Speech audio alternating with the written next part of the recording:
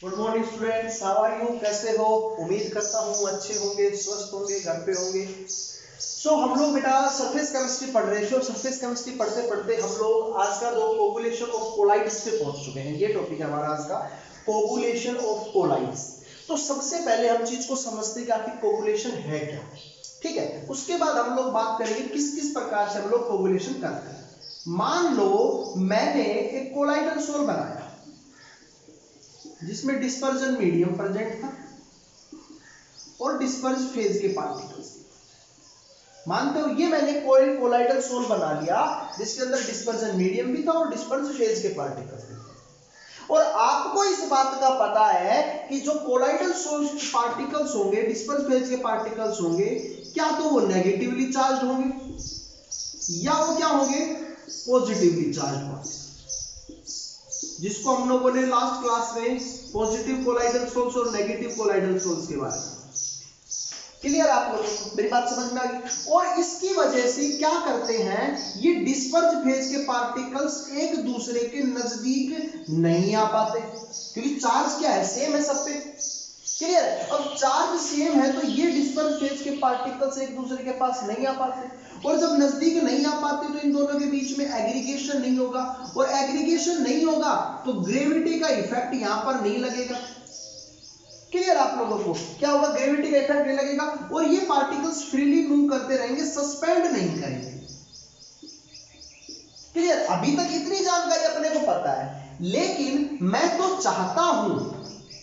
चाहता हूं कि इनके दोनों पार्टिकल्स डिस्पर्ज फेज के एग्रीगेट हो, ग्रेविटी के इफेक्ट की वजह से सस्पेंड हो और नीचे आ जाए। मींस नीचे आ जाए तो किसकी फॉर्म में, पीपीटी, प्रेसिपिटेट्स की फॉर्म में आएंगे।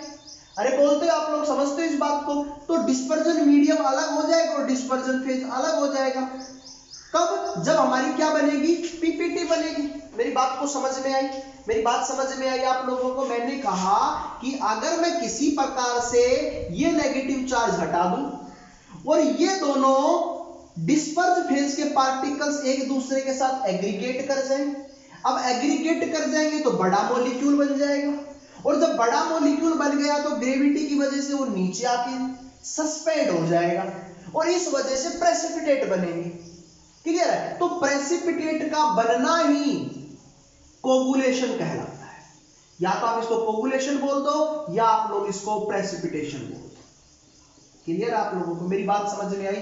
क्या तो आप लोग उसको कोगुलेशन बोल दो या प्रेसिपिटेशन। दोबारा से देख लीजिए, अगर मैं किसी प्रकार से इन चार्ज कोलाइडल पार्टिकल्स के ऊपर से चार्ज को रिमूव कर दूं तो ये पार्टिकल्स कोलाइड करेंगे, एग्रीगेट करेंगे, एग्रीगेट करने के बाद साइज बड़ा हो जाएगा, साइज बड़ा हो जाएगा तो ये अब क्या करेंगे, ग्रेविटी के इफेक्ट की वजह से नीचे सस्पेंड हो जाएंगे in the form of precipitates. इस पूरे फिनोमिना को हम लोग बोलते हैं कोगुलेशन या प्रेसिपिटेशन। आप लोगों को मेरी बात समझ में आई? अरे बोलिए भैया, समझ में आई या नहीं आई, जरा बताइए।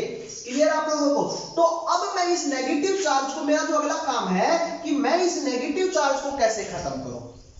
क्लियर आप लोगों को? तो नेगेटिव चार्ज को खत्म करने के लिए मेरे पास ये मेनली 4 मेथड है। कौन कौन से?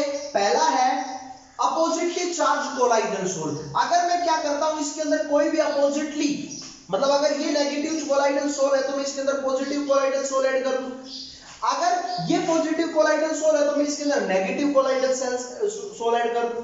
क्लियर आप लोगों को? तो अपोजिटली कोई भी कोलाइडल सोल अगर आप लोग इसके अंदर ऐड कर देते हो तो वो हमारा क्या कहलाएगा, कोगुलेशन करवा देगा, कोगुलेशन बन जाएगा, हमारा प्रेसिपिटेशन बन जाएगी। अगर मैं आप लोगों से बात करूं उसको कूलिंग या बॉइलिंग करें तो भी कोगुलेशन होता है, हम लोग डिटेल में देखेंगे।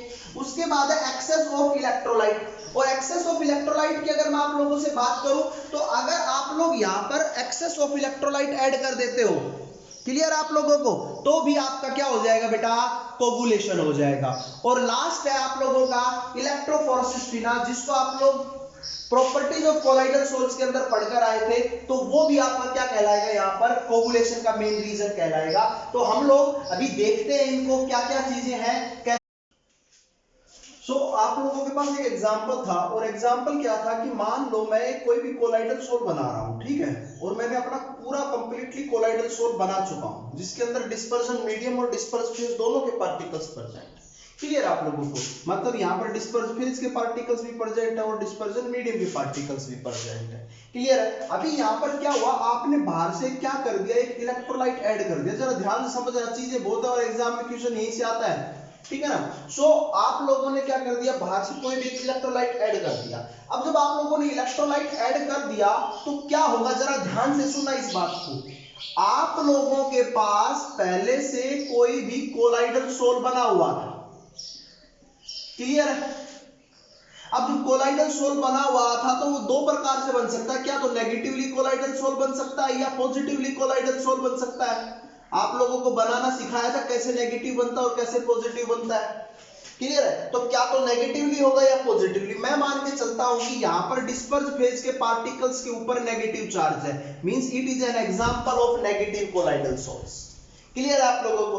अब आपने जब इलेक्ट्रोलाइट ऐड किया तो ये कोलाइडल सोल्स में डिस्पर्स फेज के पार्टिकल्स अपोजिटली चार्ज पार्टिकल्स को, अपोजिटली चार्ज पार्टिकल्स या मैं कहूं इलेक्ट्रोलाइट के अंदर आयंस, तो अपोजिटली चार्ज आयंस को क्या करते बेटा, एब्जॉर्ब कर लेते हैं।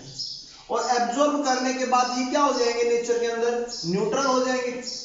अरे मानते इस बात को, न्यूट्रल हो जाएंगे। और जब ये न्यूट्रल हो जाएंगे तो आपको पता है ये आपस में एग्रीगेट करेंगे डिस्पर्स फेज के पार्टिकल्स, और ग्रेविटी की इफेक्ट की वजह से, ग्रेविटी इफेक्ट की वजह से ये क्या आएंगे, नीचे की तरफ आएंगे। और नीचे की तरफ आने के बाद क्या होगा बेटा, इनकी प्रेसिपिटेशन बन जाएगी।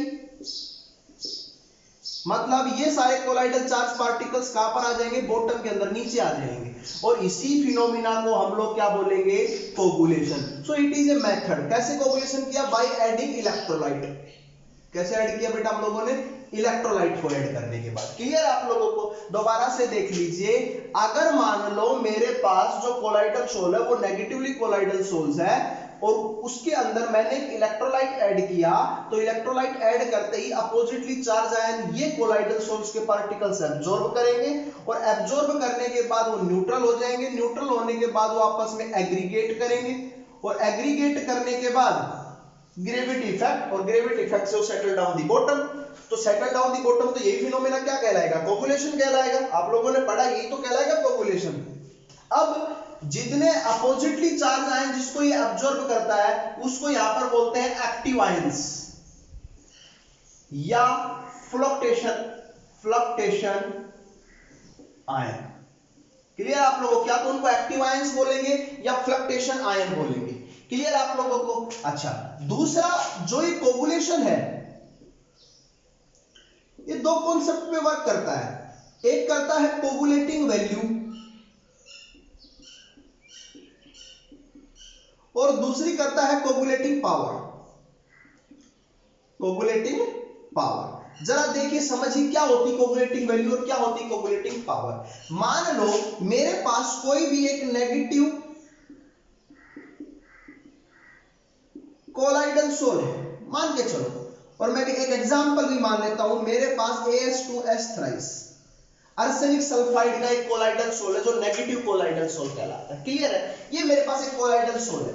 अब मैंने इसके अंदर यहां पर इलेक्ट्रोलाइट ऐड करना चाहा। पहला इलेक्ट्रोलाइट क्या तो मैं NaCl ऐड करूंगा, दूसरा इलेक्ट्रोलाइट मैं MgCl2 ऐड करूंगा और तीसरा इलेक्ट्रोलाइट AlCl3 ऐड करूंगा। क्लियर है। तो अब मुझे एक बात बताओ, जब ये नेगेटिव कोलाइडल सोल है तो यहां पर कौन से आयन इसके पास माइग्रेट करेंगे। सर Na पॉजिटिव कर सकता है, Mg2 पॉजिटिव कर सकता है और एल्यूमिनियम 3 पॉजिटिव। अपोजिटली चार्ज आएंगे तो इसके ऊपर माइग्रेट जाकर अट्रैक्ट करेंगे, तभी तो न्यूट्रल होगा। क्लियर आप लोगों को। तो अब मेरा क्वेश्चन ये है कि इन तीनों इलेक्ट्रोलाइट में अलग अलग डाल रहा हूं। मैं जरा समझाता हूं आप लोगों को। मैंने पहला लिया नेगेटिव, दूसरा लिया और तीसरा कोलाइडल सोल लिया। क्लियर आप लोगों को। और तीनों कैसे कोलाइडल सोल्स थे, नेगेटिव कोलाइडल सोल्स थे। इसके अंदर मैंने NaCl डाला, इसके अंदर मैंने MgCl2 डाला, इसके अंदर मैंने AlCl3 डाला।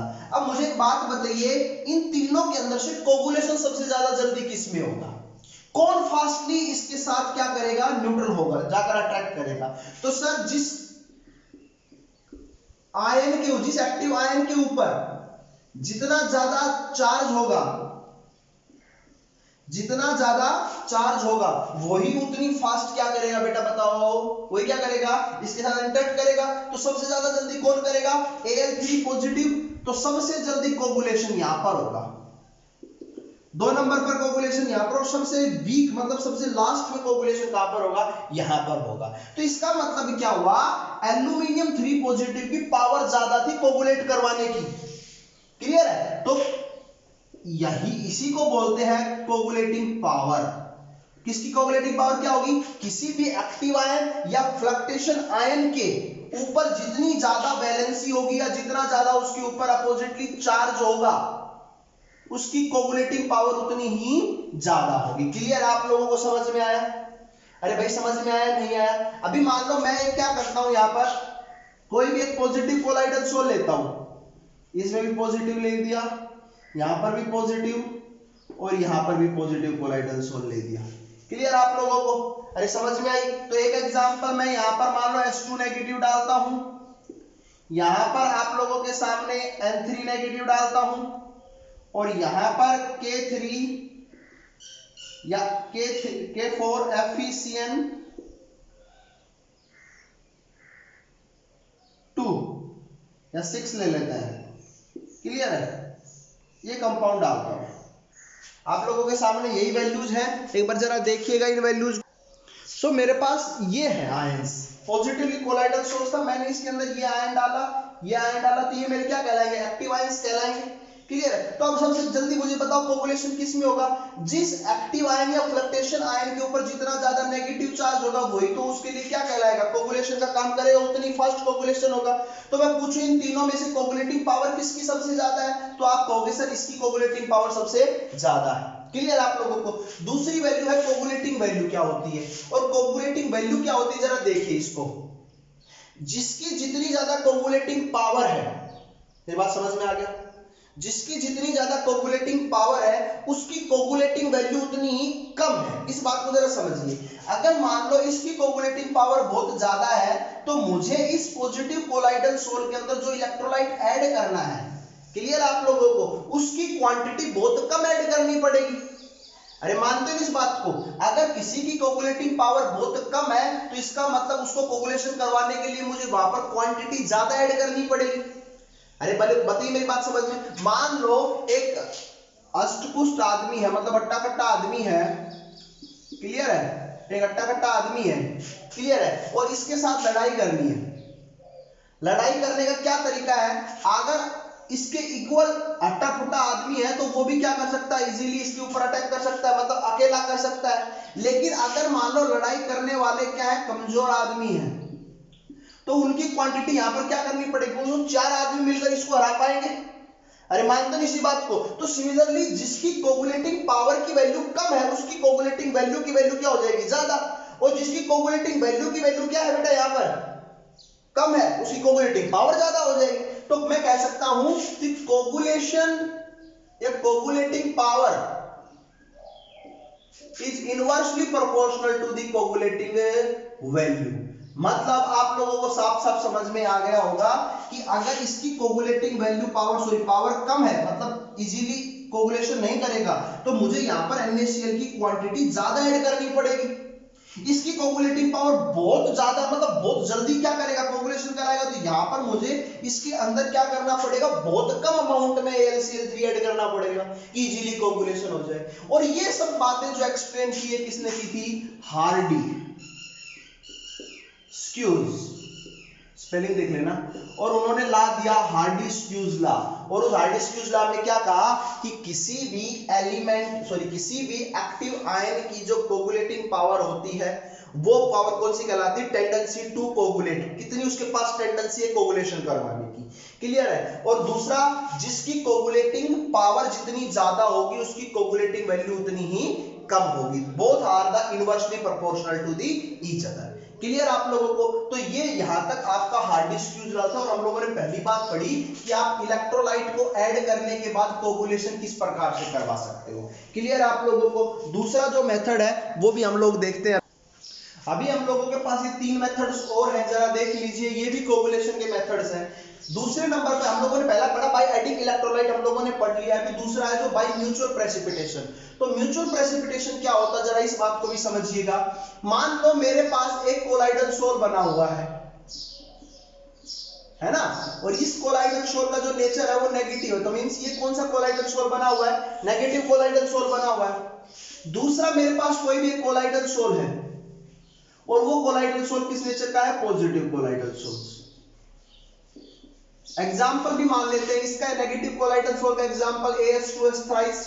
आपको पता मेटालिक्स के जितने भी कोल और सल्फाइड्स के जितने भी कोलाइड सोल बनते हैं वो सारे नेगेटिवली होते हैं, और ऑक्साइड और हाइड्रोक्साइड इसके कोलाइडल सोल्स जो होंगे वो कैसे होंगे, पॉजिटिवली कोलाइडल सोल्स होंगे। तो मान लो ये H2S3 का कोलाइडल सोल है या FeOH थ्राइस का कोलाइडल सोल है। इन दोनों को मैंने क्या कर दिया, आपस में मिक्स कर दिया, इसको उठा के मैंने इसके अंदर डाल दिया, मिक्स कर दिया। तो जब मैंने इन दोनों को मिक्स कर दिया तो एक नया कोलाइडल सोल बनेगा या नहीं बनेगा। भाई जब हम लोगों ने नेगेटिव कोलाइडल सोल के अंदर पॉजिटिव कोलाइडल सोल ऐड कर दिया तो वहां पर डिस्पर्ज फेज के पार्टिकल्स के ऊपर जो नेगेटिव और यहां पर क्या चार्ज था, पॉजिटिव, आपस में क्या हो जाएंगे, न्यूट्रल। न्यूट्रल हो जाएंगे तो बताओ क्या हो जाएगा, कोगुलेशन। क्लियर है आप लोगों को। तो कोगुलेशन फिनोमिना आप लोग सिंपल कर सकते हो, कैसे कर सकते हो, किसी भी कोलाइड नेगेटिव कोलाइडल सोल्स या अपोजिटली चार्ज कोलाइडल सोल्स को आपस में क्या करके मिक्स करने के बाद, तो यही वर्ड है म्यूचुअल प्रेसिपिटेशन। तो आप लोग इसको भी क्या कह सकते हो कि यहाँ पर ये हमारा कोलाइडल सोल बन चुका है और दोनों कोलाइडल सोल्स को मैंने मिक्स किया तो क्या बन गया, कोगुलेशन बन गया। मेरी बात समझ में आई मेरे भाइयों, जरा बताइयो। तो नेक्स्ट है बाई कूलिंग और हीटिंग। बेटा आप लोगों ने अपने घर में देखा होगा मिल्क। मिल्क एक बहुत अच्छा एग्जांपल है किसका बेटा, कोलाइडल सोल का। किसका एग्जांपल है, कोलाइडल सोल्स, मिल्क। अब प्रोफेसर मिल्क कोलाइडल सोल का कैसे, बेटा आपको पता है मिल्क के अंदर क्या चीजें प्रेजेंट होती है, फैट होती है। अरे बोलो फैट होता है ना, क्लियर। और एक आपको पता साइनिन इस नाम से प्रेजेंट होता है फैट। और दूसरा क्या प्रेजेंट होता है, उसके अंदर वाटर प्रेजेंट होता है। मिल्क के अंदर दो ही चीजें प्रेजेंट होती हैं, एक फैट होता है, फैट किसकी फॉर्म में होता है, साइनिन की फॉर्म में होता है, और किसमें फैट प्रेजेंट होता है, वाटर के अंदर। ये तो मिल्क कहलाता है। अरे मेरी बात समझ में आई आप लोगों को, इससे कंफ्यूज मत होना, साइनिन क्या लिख दिया बेटा, फैट जिस फॉर्म में प्रेजेंट होता है उसी को साइनिन बोलते हैं। साइनिन एग्जांपल हो गए प्रोटीन, एक तरह का प्रोटीन है, ठीक है। अभी क्या हुआ यहाँ पर, आप लोगों ने देखा मिल्क एक कोलाइडल सोल है, किसके अंदर है, उसके अंदर फैट क्या है, वहां पर डिस्पर्ज फेज है, और वाटर क्या है बेटा, डिस्पर्जन मीडियम है। क्लियर है, समझ में आ गया आप लोगों को बात, चल ठीक है भाई। अब मैं क्या करता हूँ, इस तरफ इसको क्या करता हूँ, कूल करता हूँ, दूध को ठंडा करता हूँ, कूलिंग, फ्रीज में रख देता हूँ। तो फ्रिज में रखा तो आप लोग देखते हो कि जो दूध के ऊपर है ना, कुछ आप लोगों को देखेगा कि बिल्कुल जो ऊपर की लेयर है वहां पर आपकी मलाई सी आ जाती है, ठंडा रखने के बाद भी, ठंडा करने के बाद भी। तो जो मलाई आती है इसका मतलब फैट पार्टिकल्स क्या हो गए, ऊपर आ गए। अरे बताओ, तो इसका मतलब फैट जब ऊपर आ गई है तो नीचे क्या बच गया, water disperse phase particle separate हो गए हैं, किससे, डिस्पर्जन मीडियम पार्टिकल्स से। तो ये फिनोमिना भी क्या कहलाएगा बेटा, बताइए, कोगुलेशन। अभी मैं क्या करता हूं, इसको मतलब क्या करते हैं, बॉईल करते हैं, गर्म करते हैं, दूध को गर्म करते हैं। तो आपको दूध को गर्म करने के बाद तो पता है दूध जितना गर्म करते हैं उसके ऊपर क्या आ जाती है, मलाई आ जाती है, मतलब फैट पार्टिकल्स क्या आ गए, ऊपर आ गए, डिस्पर्जन मीडियम कहां रह गया, नीचे रह गया, पता है इन चीजों का। तो ये भी क्या फिनोमिना कहलाएगा, एक तरह का कोगुलेशन। तो हम लोग कोगुलेशन बाय कूलिंग और बाय बॉइलिंग या बाय हीटिंग दोनों तरीके से हम लोग कर सकते हैं। क्लियर है, मिल्क इसका बेस्ट एग्जांपल है। ये बात यहां तक समझ में आई। नेक्स्ट है बेटा बाय इलेक्ट्रोफोरेसिस। अब इलेक्ट्रोफोरेसिस क्या है, इस बात को भी जरा देख लीजिए। आपने पढ़ा था जब आप लोग प्रिपरेशन ऑफ कोलाइडल सोल्स के बारे में डिस्कस कर रहे थे या प्रॉपर्टीज ऑफ कोलाइडल सोल्स के बारे में डिस्कस कर रहे थे, तो मेरे पास एक इलेक्ट्रोफोरेसिस फिनोमिना था जिसमें मैंने क्या कर दिया था, दोनों एंड्स को किसी भी इलेक्ट्रोड से ऐड कर दिया था। एक तरफ नेगेटिव इलेक्ट्रोड थी, दूसरी तरफ पॉजिटिव इलेक्ट्रोड थी, और इसके अंदर मैंने क्या कर दिया था, कोलाइडल सोल फिलअप कर दिया था बेटा, कोलाइडल सोल फिलअप। अरे बोलिए, जब कोलाइडल सोल, मैं मान के चलता हूं मैंने यहाँ पर पॉजिटिव कोलाइडल सोल फिलअप किया, और कोई एक एग्जांपल बता सकते हो पॉजिटिव कोलाइडल सोल का? बिल्कुल बता सकते हैं भाई, FeOH thrice in example of positive colloidal soul.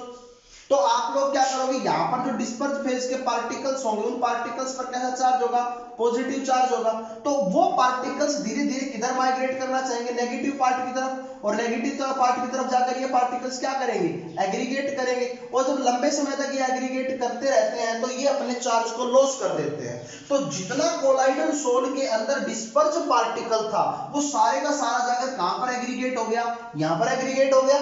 मतलब डिस्पर्स फेज के पार्टिकल सारे यहां चले गए, यहां पर कौन बचा मेरे भाइयों, डिस्पर्जन मीडियम बचा। तो ये भी एक तरह का क्या कहलाएगा, कोगुलेशन। तो by using electrophoresis you can also done coagulation, आप लोग कोगुलेशन को कर सकते हो बाय यूजिंग इलेक्ट्रोफोरेसिस मेथड। तो ये हमारे पास कोगुलेशन का टॉपिक था और इस कोगुलेशन के टॉपिक को इतना करते हैं। नेक्स्ट क्लास के अंदर हम लोग डिस्कस करेंगे प्रोटेक्शन ऑफ कोलाइडल सोल्स, कैसे कोलाइडल सोल्स को प्रोटेक्ट करेंगे, और लास्ट क्लास में हम इस यूनिट को खत्म ही कर देंगे नेक्स्ट क्लास में, ठीक है। तो देखते हैं बेटा नेक्स्ट वीडियो के अंदर हम लोग इस यूनिट को खत्म करेंगे, वहां पर हम लोग प्रोटेक्शन ऑफ कोलाइडल सोल्स पढ़ेंगे, इमल्शंस पढ़ेंगे और एप्लीकेशंस पार्ट्स पढ़ेंगे। ओके बेटा, थैंक यू।